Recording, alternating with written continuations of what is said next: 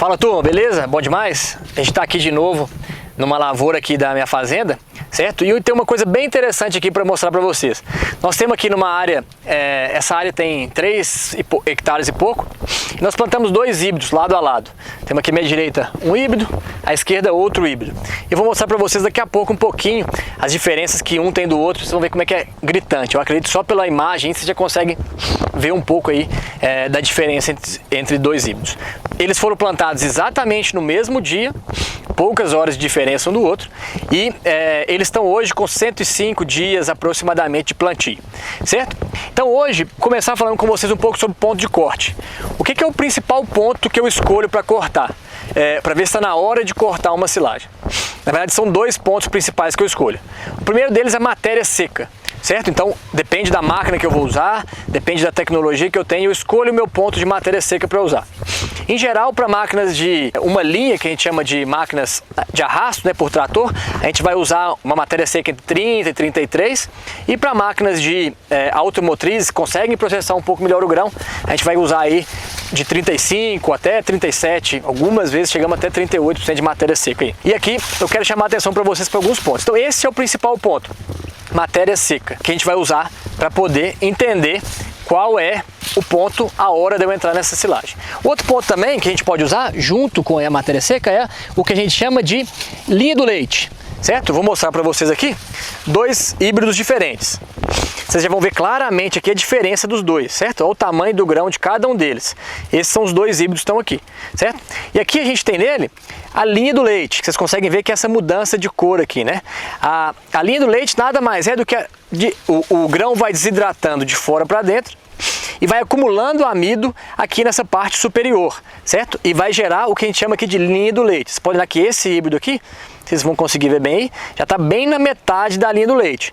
Enquanto esse híbrido aqui está mais ou menos com 1/4 da linha do leite aproximadamente, certo? Então aqui a gente já vê uma diferença muito interessante. 2 híbridos plantados exatamente no mesmo dia, com pontos totalmente diferentes. Vou mostrar para vocês conseguem ver aqui uma diferença gritante também. Olha a espiga desses híbridos aqui. Olha a cor que ela tá. Desse híbrido aqui, na verdade. Como é que tá mais verde, certo? O pé é um pouquinho mais verde. Quando eu vou para essa espiga, olha aqui. Olha como é que ela tá mais seca. Deixa eu apanhar uma outra aqui dessa. Olha a diferença. 2 híbridos colhidos, plantados, exatamente no mesmo dia. Olha que diferença, e aí a gente tem muito da precocidade do híbrido que você está plantando. Esse é um ponto importante na gente escolher o híbrido. Quanto tempo que eu quero colher, né? Com certeza o híbrido que está à minha esquerda está no ponto de colheita mais cedo do que o híbrido da minha direita. Eu vou levar em conta esses 2 pontos, matéria seca e a linha do leite, certo? Então esse híbrido é o grande ponto que a gente busca, né? Principalmente para máquinas automotrizes. A gente tem metade da linha do leite e esse híbrido já está com mais de 35 de matéria seca ali, muito provavelmente. Eu não fiz a análise ainda dele, mas com certeza ele está passando disso aí. Na automotriz a gente enche até um pouquinho mais, às vezes vai até para 3/4 da linha do leite. E esse híbrido aqui é um híbrido que eu já gostaria de começar a cortar se eu tivesse uma maquininha de arrasto, né, que a gente chama lá as maquininhas de uma linha. Por quê? Ele está com 1/4 mais ou menos da linha do leite, mas se eu deixar ele chegar no ponto desse outro, eu tenho grandes chances de ter muito milho passando da máquina e não sendo bem processado, certo? Uma outra característica que eu quero mostrar para vocês que é diferente nesses 2 híbridos, né?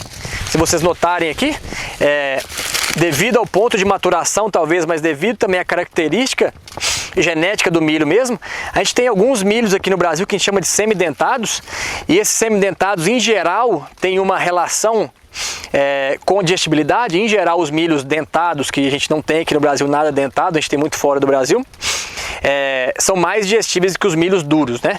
A história é que os milhos duros eles foram desenvolvidos para ter uma resistência grande a caruncho, cupim, etc. E por isso eles são mais fortes por fora, mais vítreos, né? Essa resistência maior a essas pragas, vamos dizer assim, faz com que ele seja menos digestível para a vaca. Então ele ser dentado ou semidentado, né, que é o que a gente tem aqui no Brasil, é uma das características que faz com que normalmente, na verdade, está correlacionado a uma melhor digestibilidade do amido. Aqui a gente consegue ver que um deles está mais, vamos dizer assim, está mais dentado que o outro, né? Esse milho vai desidratando de fora para dentro e vai acumulando amido na parte de fora, certo? Vou botar uma foto aqui para vocês verem, muito bacana, para vocês verem aonde acumula amido. Aqui nessa foto vocês podem ver que onde tem mais amido, esse grão que tem mais amido aí, mais dessa parte branquinha, farinácea, seca aí, isso é o amido propriamente dito, é desse híbrido, que é o que está com metade da linha do leite mais ou menos. E esse outro que tem menos amido aí, menos esse amidozinho seco aí branco, é esse aqui que está em 1/4 da linha do leite.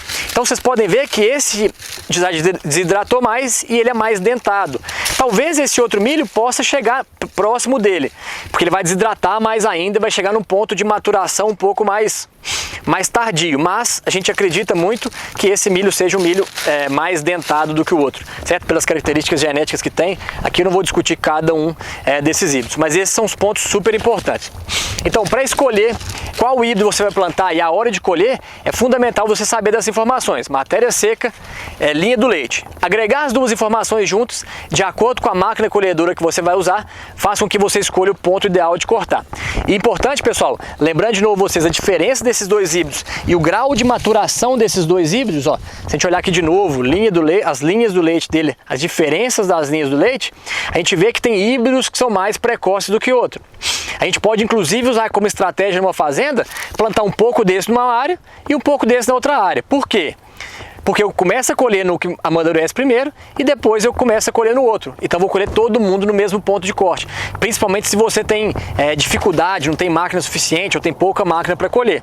Usar milhos de diferentes, vamos dizer assim, velocidades de maturação ajuda muito a você conseguir ter um sucesso na sua ensilagem, porque se eu começar num milho muito seco e demorar para ensilar muito, eu posso acabar tendo problemas de não conseguir processar bem o grão, de ter pior compactação. A gente sabe que milhos que estão muito seco, quando a gente colhe muito seco, a gente tem problemas na compactação, né? Tem um fator de, a gente chama de, parece um colchão, né? Você passa o trator em cima, ele abaixa e depois volta. Isso acontece muito quando o milho está muito seco.